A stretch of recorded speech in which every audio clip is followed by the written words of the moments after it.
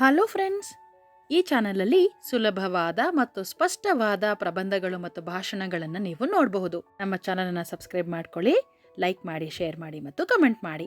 ಸ್ವಾತಂತ್ರ್ಯ ದಿನಾಚರಣೆ. ಭಾರತದಲ್ಲಿ ಪ್ರತಿ ವರ್ಷ ಆಗಸ್ಟ್ 15ರಂದು ಸ್ವಾತಂತ್ರ್ಯ ದಿನವನ್ನು ಆಚರಿಸಲಾಗುತ್ತದೆ. 1947ರಲ್ಲಿ ಭಾರತಕ್ಕೆ ಬ್ರಿಟಿಷ್ ಆಳ್ವಿಕೆಯಿಂದ ಸ್ವಾತಂತ್ರ್ಯ ದೊರೆಯಿತು. ದೇಶಾದ್ಯಂತ ಈ ದಿನವನ್ನು ದೇಶಭಕ್ತಿಯಿಂದ ಆಚರಿಸಲಾಗುತ್ತದೆ. ದೇಶಾದ್ಯಂತ ಈ ದಿನವನ್ನು ದೇಶಭಕ್ತಿಯಿಂದ ಆಚರಿಸಲಾಗುತ್ತದೆ. ದೆಹಲಿಯ ಕೆಂಪುಕೋಟೆಯಲ್ಲಿ ಪ್ರಧಾನಮಂತ್ರಿಗಳು ರಾಷ್ಟ್ರ ಧ್ವಜವನ್ನು ಹಾರಿಸುತ್ತಾರೆ.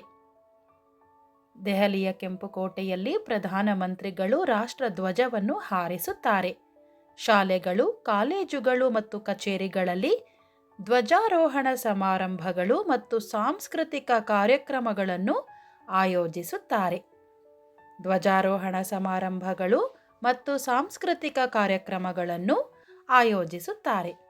ಜನರು ಮಹಾತ್ಮ ಗಾಂಧಿ, ಭಗತ್ ಸಿಂಗ್ ಮತ್ತು ಸುಭಾಷ್ ಚಂದ್ರ ಬೋಸ್ರಂತಹ ಸ್ವಾತಂತ್ರ್ಯ ಹೋರಾಟಗಾರರ ತ್ಯಾಗಗಳನ್ನು ಸ್ಮರಿಸುತ್ತಾರೆ. ಸ್ವಾತಂತ್ರ್ಯ ಹೋರಾಟಗಾರರ ತ್ಯಾಗಗಳನ್ನು ಸ್ಮರಿಸುತ್ತಾರೆ. ರಾಷ್ಟ್ರಗೀತೆ ಜನಗಣ ಮನವನ್ನು ಹೆಮ್ಮೆ ಮತ್ತು ಗೌರವದಿಂದ ಹಾಡಲಾಗುತ್ತದೆ. ಹೆಮ್ಮೆ ಮತ್ತು ಗೌರವದಿಂದ ಹಾಡಲಾಗುತ್ತದೆ.